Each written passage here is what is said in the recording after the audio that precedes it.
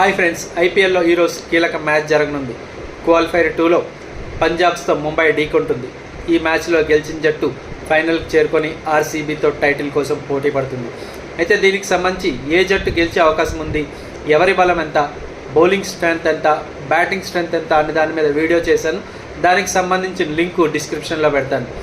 అయితే ముఖ్యంగా ఒకవేళ మ్యాచ్ పూర్తిగా రద్దు అవ్వకుండా, అంటే ఒక బాల్ కూడా పడకుండా మ్యాచ్ రద్దు అయితే పరిస్థితి ఏంటి, ఎవరు ఫైనల్కి వెళ్తారని చూద్దాం.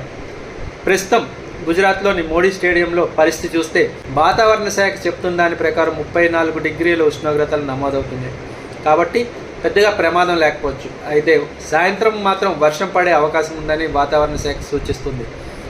ఒకవేళ మ్యాచ్ కాస్త అంతరాయం కలిగిస్తే ఎలాంటి సమస్య ఉండదు. ఎందుకంటే సాధారణంగా అయితే గంట వరకు అనుమతిస్తారు మ్యాచ్ నిర్వహించడానికి. ఈ ఐపీఎల్లో తాజా నిబంధనల ప్రకారం ఒకవేళ వర్షం అంతరాయం కలిగిస్తే 2 గంటల పాటు మ్యాచ్ నిర్వహించే అవకాశాలను పరిశీలిస్తారు.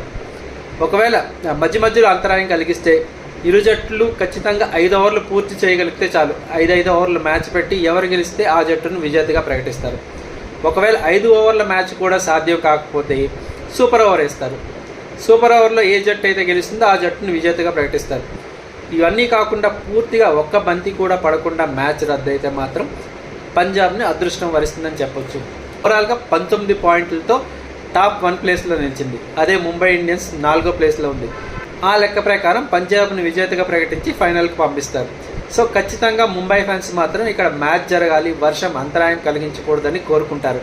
ఇక బలబలాలు చూసుకుంటే మాత్రం ఖచ్చితంగా నా అంచనా ప్రకారం ముంబైకి ఎక్కువ అవకాశాలు కనిపిస్తున్నాయి. అటు బ్యాటింగ్ చూడొచ్చు, ఇటు బౌలింగ్ చూడొచ్చు.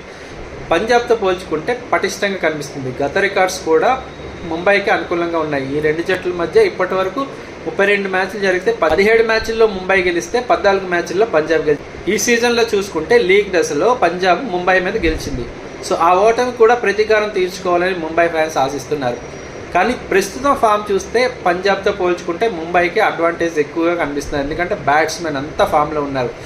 మన ఓపెనర్ రోహిత్ శర్మ అవచ్చు, కొత్తగా వచ్చిన జానీ బైరెస్టో కావచ్చు, సూపర్ ఫామ్లో ఉన్నారు.